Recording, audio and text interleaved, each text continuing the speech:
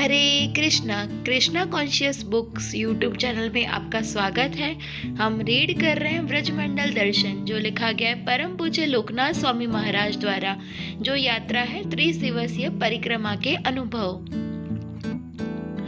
आज हम यात्रा करेंगे काम्यवन से वर्षाणा। आज है दिन 15वां दिन। तो चलिए हम परम पूज्य लोकनाथ स्वामी महाराज के साथ यात्रा प्रारंभ करते हैं। धीरे धीरे ठंड बढ़ रही है। मंगला आरती में आते समय प्रायः सभी भक्त गर्म कपड़े पहन रहे हैं। हमारे पड़ाव को चारों ओर से अंधकार ने घेरा हुआ है। हमारा मन श्री गुरु की महिमाओं में लीन है। निकुंज नो रतिकेले से तय याले बीर्योक्तिर्पेक्षणीया तत्रातिदाक्ष्यात् अतिवल्लभस्य वन्दे गुरो श्रीचरणारविन्दम्। अर्थात श्री गुरुदेव अति प्रिय है, क्योंकि वे वृंदावन के कुंजों में श्री राधा कृष्ण की माधुर्य लीलाओं को अत्यंत श्रेष्ठता से संपन्न करने के लिए विभिन्न प्रकार का आयोजन करती हुई गोपियों की सहायता करने में निपुण है। ऐसे श्री गुरुदेव के चरण कमलों में मैं सादर वंदना करता हूँ। मंगल आरती के पश्चात एक परिक्रमा व्यवस्थापक ने घोषणा की, मार्ग में आज हम श्रीमती राधा रानी की कुछ सर्वप्रिय सखियों के गांव जाएंगे। हमारा गंतव्य है श्रीमती राधा रानी का गांव वर्षाणा, जहां हम 2 रात ठहरेंगे। घोषणा सुनते ही सब भक्त उत्साह पूर्वक जय और हरि बोल बोलने लगे। मैंने ध्यान दिया कि आज हम काम्यवन से निकलकर पुनः वृंदावन में प्रवेश करेंगे, क्योंकि वर्षाणा, नंदग्राम तथा हमारे मार्ग में आने वाले कुछ अन्य स्थान वृंदावन का अंग है।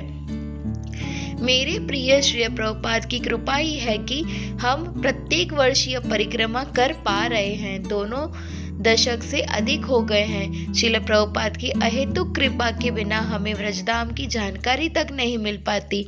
मैं प्रत्येक पग कृतज्ञता पूर्वक उठाने का प्रयास करने लगा। प्रमुख सड़क से बाएं मुड़कर हम पूर्व की ओर 3 किलोमीटर चले और कर्णवरा पहुंचे। हम दाईं ओर आए, इंद्रोली गांव से गुजरे। भक्ति रत्नाकर के अनुसार इस स्थान पर इंद्रदेव ने श्री कृष्ण पर ध्यान किया था। कर्ण्यवरा। दिन का प्रकाश ऊपर फैले विशाल आकाश के बीच से झांकने लगा है और हम कर्णवरा पहुंच गए। कण्व मुनि ने कुछ समय यहाँ निवास किया था और उन्हीं के नाम पर इस गांव का नाम पड़ा। श्री कृष्ण के नाक कान छिदवाने के लिए यशोदा मैया उन्हें यहाँ लाती थी। हमने सुना है कि किस प्रकार उड़ीसा की रानी भगवान को नथनी और कुंडन पहनाना चाहती थी और साक्षी गोपाल विग्रह ने उनकी यह इच्छा पूरी की। रानी के मन में भगवान को ये आभूषण देने की तीव्र उत्कंठा थी, परंतु उन्हें यही लगता था कि उन्हें पहनने के लिए विग्रहों के नाक कान में छिद्र नहीं है। तब साक्षी गोपाल रानी के स्वप्न में आए और बताया कि बचपन में वे ऐसे आभूषण पहनते थे और वे रानी की भेंट स्वीकार करने के लिए आतुर है। विग्रह को जांचने पर पुजारी ने देखा कि भगवान के कान नाक छिदे हुए थे। भारत के गांव में बच्चों के नाक कान छिदवाने आज भी सामान्य हैं। बचपन में मेरे भी कान छिदवाए गए थे। भक्तों को अपने कर्ण छिद्र दिखता हुआ मैंने पूछा, ऐसे किस किस के कान छिदे हुए हैं? अनेक भारतीय भक्तों ने मेरे चिल्लाते हुए हाथ उठा लिए। कदम्ब खंडी। कर्णवरा से लगभग 3 किलोमीटर दूर हमने एक लाल पहाड़ी पार की और कदम्ब खंडी नाम के विख्यात कदम वृक्षों के कुंज में पहुंचे। इस एकांत स्थान पर पहुंचने का एकमात्र मार्ग पहाड़ी के बीच से ही है। अन्य 3 दिशाओं से यहाँ आना संभव नहीं है। इसलिए श्री कृष्ण ने श्रीमती राधा रानी के साथ गुप्त भेंटों के लिए यह स्थान चुना। यहाँ भगवान ने गोपियों के साथ रास लीला का आनंद भी लिया। इस सुंदर कुंज के चारों ओर लगे प्राचीन वृक्ष राधा कृष्ण की लीला स्थलियों की रज में झुक रहे थे। यहाँ एक सुंदर कुंड भी है, जिसके एक किनारे पर तमाल वृक्ष लिपटा कर एक कदम्ब वृक्ष है। ये वृक्ष अपने रंगों से हमें राधा कृष्ण का स्मरण करवाते हैं। कदम्ब वृक्षों पर सुनहरे पीले फूल आते हैं और तमाल वृक्ष की छाल शामिल होती है। हम कुंड के किनारे विश्राम करने लगे। चारों ओर का वातावरण अत्यंत मनोहारी है। कोयल गा रही है। मोरों के उड़ने से उनके रंग बिरंगे पंख भूमि पर जहां तहां बिखरे हैं। धरती पर हरी घास बिछरी है और जिस स्थान पर राधा कृष्ण झूला झूलते थे वहां एक दूसरे से चिपके वृक्षों को देखकर हमें दिव्य युगल मूर्ति का स्मरण हो आता है। हमने अनुमान लगाया कि कदम खंडी के आसपास का क्षेत्र ही काम्यवन एवं वृंदावन की मध्य सीमा होगी।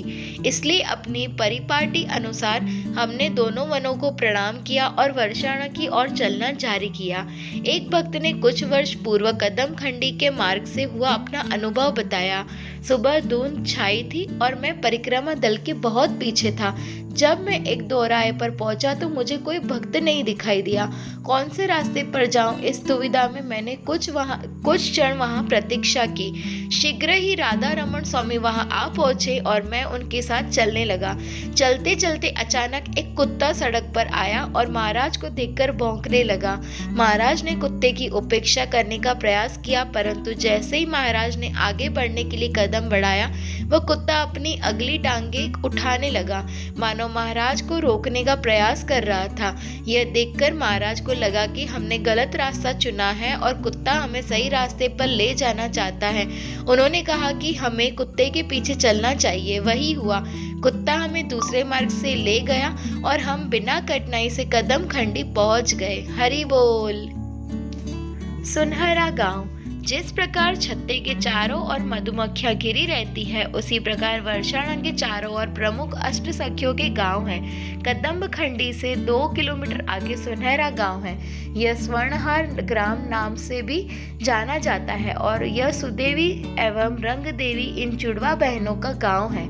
7वीं प्रमुख गोपी रंग देवी है। उनकी शरीर कांति कमल पुष्प के अंदर तंतुओं जैसी है। उनकी वस्त्र चीनी गुलाब के समान लालिया मुक्त है। वे श्री राधा से 7 दिन छोटी है। उनमें चंपक लता जैसे गुण है। उनके पिता का नाम रंगसार तथा माता का नाम करुणा है। 8वीं प्रमुख गोपी है सुदेवी। उनके पति का नाम वक्रेशण है और वक्रेशण के छोटे भाई है भैरव। सुदेवी रंग देवी की जुड़वा बहन है। उनका स्वभाव मृदु है। समान गुण होने के कारण कई बार लोग भूल से उन्हें रंग देवी मान बैठते हैं। श्री राधा कृष्ण गणोदेश दीपिका 1.92 से 95। इस गांव का नाम ब्रह्मा जी के नाम पर पड़ा, जिनका रंग सुनहरा है। श्री कृष्ण की लीलाओं का दर्शन करने के लिए उन्होंने इस गांव में तप किया था। भगवान ने प्रसन्न होकर उन्हें वर्षाणा की पहाड़ियां बनने का आशीर्वाद दिया, जिससे उन्हें अपने चारों सिरों पर राधा कृष्ण के चरण कमलों की रज प्राप्त हो सके। देहाती कच्चे रास्तों पर उड़ने वाली धूल श्रीमती राधा रानी की कृपा से भरी है। हम वर्षाणा के जितने निकट आते परिक्रमा की मधुरता उतनी बढ़ जाती। ब्रजमंडल परिक्रमा पर आए युवा वैष्णव भगवान की लीलाएं सुनने में विशेष रुचि दिखा रहे हैं। इस भूमि की यही विशेषता है। यहाँ तक कि बच्चे भी उत्साहपूर्वक परिक्रमा के दौरान आने वाली तपस्याओं को स्वीकार करते हैं और श्री कृष्ण को प्रसन्न करने में तल्लीन हो जाते हैं। सखीगिरी पर्वत, चित्र विचित्र शिला एवं सीखलीनी शिला। कुछ समय चलने के बाद हमारा परिक्रमा दल दाएं मुड़ा और एक कांटे भरे स्थान से होते हुए पथरीले टीले पर चढ़ा। यह टीला सखीगिरी पर्वत कहलाता है, क्योंकि यहाँ श्रीमती राधा रानी की सारी अंतरंग सखियां खेला करती थी। कितना मनोरम दृश्य है। विस्मित यात्री विचित्र विचित्र शिला के चारों ओर जमघट लगाकर खड़े हैं। इस मुलायम शिला पर श्रीमती राधा रानी के पल्लू के चिन्ह अंकित है। इस स्थान पर राधा कृष्ण गुप्त रूप से मिलते थे। एक दिन जब उन्होंने अपने सखी सखाओं को निकट आते हुए सुना, लज्जावश श्रीमती राधा रानी शीघ्रता से उठी और अचानक उनका पल्लू छूटकर शिला पर गिर गया। पल्लू के स्पर्श से शिला आनंदवश पिघल गई और उनकी रूपरेखा शिला पर अंकित हो गई। यदि हम सावधानी पूर्वक इस पर्वत उक्त शिखर पर देखेंगे तो कदाचित हमें चट्टानों पर गोपियों के चरण चिन्ह देखने का सौभाग्य प्राप्त हो सकता है। इस पर्वत के दूसरे छोर पर हमारी दाईं ओर सेकलिनी शिला है। श्री कृष्ण एवं गोपियों ने यहाँ होली खेली थी और चट्टानों पर बिखरा लाल गुलाल 5000 वर्ष पश्चात आज भी देखा जा सकता है। ऊंचा गांव ललिता ग्राम, यह ललिता सखी का गांव है। हम पुनः वर्षाणा सड़क पर लौटकर ऊंचा गांव की ओर जाने वाले मार्ग पर बाएं मुड़े और ललिता देवी के मंदिर की ओर जाने वाली सीढ़ियां चढ़ने लगे। ललिता सखी सदैव श्री श्री राधा ललितानाथ की बगल में खड़ी रहकर यही विचार करती है कि किस प्रकार उनके दिव्य आनंद में वृद्धि की जाए। अष्ट सखियों में ललिता देवी सर्व प्रमुख है। वे श्री राधा से 27 दिन बड़ी है। वे अनुराधा भी कहलाती है। वे वाम पक्षी गोपी के गुणों से सज्जित है, जैसे कठोरता। उनकी अंग कांति गोमूत्र के समान है और उनके वस्त्रों का रंग मोर पंख जैसा है। उनकी माता का नाम शारदी तथा पिता का नाम विशोक है। उनके पति भैरव है और वे गोवर्धन नामक ग्वाले के मित्र हैं। श्री राधा कृष्ण गणोद्देश दीपिका 1.79 से 81। ललिता देवी राधा कृष्ण से घनिष्ठ मैत्री का अनुभव करती है और उनकी प्रेम लीलाओं की उत्कंठा को बढ़ाने के लिए सब सीमाएं पार करके साहस पूर्वक कार्य करती है। ललिता देवी श्रीमती राधा रानी की शिक्षा गुरु है। विशेष रूप से राधा रानी को किस प्रकार वाम पक्षी गोपी रहा जाए, ललिता देवी उन्हें इस विषय में शिक्षा देती है। श्री श्री राधा कृष्ण ललिता देवी को अपने प्राणों से भी अधिक प्रिय है। उनके प्रति अमृत में तीव्र प्रेम से ओतप्रोत वे स्नेह पूर्वक उनके सम्मुख उद्दंड व्यवहार एवं उनके दैनिक मिलन की व्यवस्था करती है। ललिता देवी दक्षता पूर्वक अपनी सखी राधा को द्वेष युक्त क्रोध सिखाती है। मैं ललिता देवी से प्रार्थना करता हूँ कि एक दिन वे मुझे अपनी सेविका रूप में स्वीकार करें। श्री व्रज विलास स्तव श्लोक नंबर 29। मैं असंख्य अद्भुत गुणों से युक्त ललिता देवी को प्रणाम करता हूँ। यदि वे जरा सा भी देखती है कि व्रजराज श्री राधिका को धोखा दे रहे हैं तो वे क्रोध से लाल हो जाती है। तब वे चतुर शब्दों में उन्हें लज्जित करती है। श्री श्री ललिताष्टकम श्लोक नंबर 5। राधा कृष्ण के मिलन पर यद्यपि ललिता देवी उदासीनता पूर्वक कार्य करती प्रतीत होती है, तथापि अंतःकरण में वे अत्यंत प्रसन्न होती है, क्योंकि वे ही पूर्णमासी से साथ मिलकर राधा कृष्ण के मिलन में सहायता करती है। कई बार जब राधा कृष्ण प्रेम पूर्वक परस्पर लड़ते हैं तो ललिता ही दक्षता पूर्वक उसे सुलझाती है। ललिता सखी श्रीमती राधा रानी का सुंदर श्रृंगार करती है। वे उनके लिए छत्र बनाती है, शैया बिछाती है और कुंज सजाती है। वे राधा कृष्ण को तांबूल देने वाली गोपियों, श्रीमती राधा रानी की सेविकाओं तथा श्री बलराम की सेवा करने वाली गोपियों को भी नियंत्रित रखती है। रूप मंजरी, जो श्रील रूप गोस्वामी के रूप में प्रकट हुई है, ललिता सखी की सर्व प्रमुख सहायिका है और चूंकि हम रूपानु अर्थात रूप गोस्वामी के अनुयायी है, इसलिए परंपरा में ललिता देवी से हमारा संबंध महत्वपूर्ण है। वे श्रीमती राधा रानी की सेवा की छोटी सी इच्छा को भी तुरंत पूरा करती है, इसलिए हम उनकी विशेष कृपा एवं संरक्षण की प्रार्थना करते हैं। तत्पश्चात हम नम्रता पूर्वक नारायण भट्ट गोस्वामी की समाधि पर आए। यह ललिता ग्राम पहाड़ी के दाएं एक छोटी पहाड़ी पर है। नारायण भट्ट गोस्वामी कृष्णदास ब्रह्मचारी के शिष्य थे और कृष्णदास ब्रह्मचारी के गुरु थे गदाधर पंडित।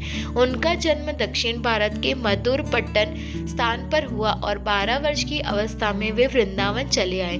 नारायण भट्ट व्रजाचार्य के रूप में विख्यात है।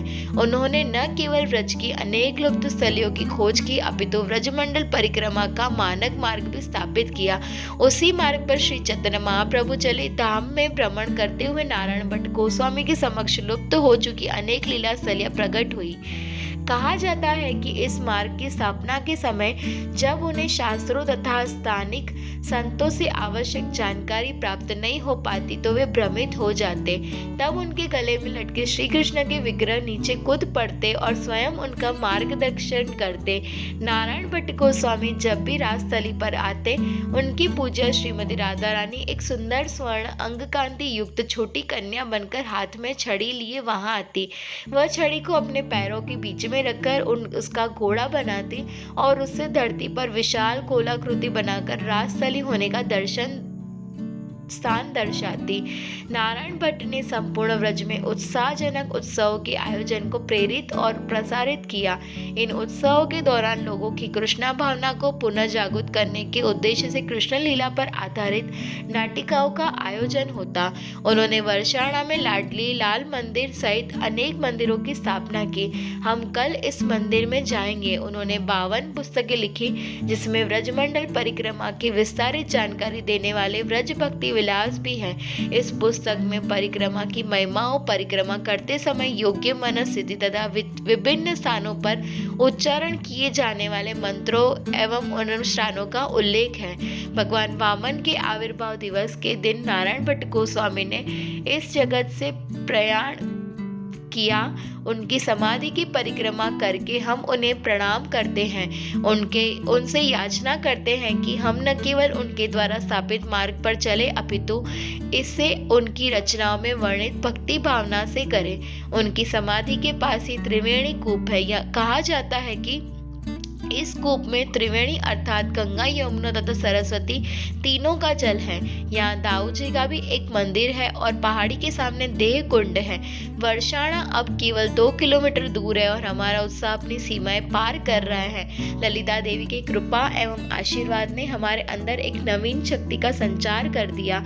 कुछ भी हो, हम यथाशीघ्र वहां पहुंचना चाहते हैं। वर्षाणा, दूर से वर्षाणा और नंदग्राम की पहाड़ियां दृष्टिगोचर होने लगी। नंदीश्वर के दक्षिण में एक राजसी पर्वत शिखर पर महाराज वृषभानु का घर है, जो नंद महाराज के घर के समान ही भव्य है। राजसी ऐश्वर्य एवं शक्ति में महाराज नंद एवं महाराज वृषभानु दोनों समान हैं। उनके पुत्र एवं पुत्री भी समान रूप से विख्यात है। श्री व्रज रीति चिंतामणि 80 और 81। वर्षाणा में प्रवेश करते हुए अपने श्रीमती राधा रानी के पवित्र धाम को नमन किया और सीधे अपने पड़ाव पर पहुंचे। हमारा पड़ाव नंदग्राम को जाने वाली सड़क पर बने रंगीली महल से दूर कुछ दूर स्थित राधा कुंज बिहारी मंदिर से लगे एक खुले मैदान में है। वहां पहुंचते ही हमने हर बार के समान अपने नित्य कर्म किए, जैसे अपना सामान लेना, अपना खेमा खोजना, कपड़ा धोना, स्नान करना इत्यादि। शेष दोपहर विश्राम, प्रसाद लेने तथा वरिष्ठ भक्तों से कृष्ण कथा सुनने में बीत गई। हमारे कार्य न्यूनाधिक सामान्य है, परंतु आज वातावरण कुछ अलग है। वातावरण उत्सव के उत्साह से चमक रहा है। भला ऐसा क्या है आज दीपावली है। इसी दिन दामोदर लीला हुई थी, जिसे हम पिछले 2 सप्ताह से गा रहे हैं। आज के दिन ही रावण का वध करने के पश्चात भगवान श्री राम अयोध्या लौटे थे। हमारे नए यात्रियों को प्रत्यक्ष अनुभव मिलेगा कि भारत में दीपावली कितने हर्षोल्लास के साथ मनाई जाती है। प्रत्येक घर दीपकों तथा बिजली की रंग बिरंगी लड़ियों से सजा है और गांव वाले सभी को मिठाइयां बांट रहे हैं। रात्रि होते ही आकाश में पटाखे फटने लगे। उनकी आवाज से कान फटे जाते हैं। मैं जानता हूँ कि उच्च ध्वनि के कारण अनेक भक्त सारी रात नहीं सो पाएंगे। प्रमुख पंडाल में एकत्र होकर सब भक्तों ने भक्ति पूर्वक दामोदर अष्टकम गाते हुए भगवान दामोदर के चित्र को दीप दिखाया। रुदन्तं मुहुर्नेत्रं युग्ममर्शन्तं कराम्बुजयुग्मेन शान्तकनेत्रं मुहुर्श्वासकम्पत्ररेखककण्ठं स्थितग्रीवं दामोदरं भक्तिबद्धम्।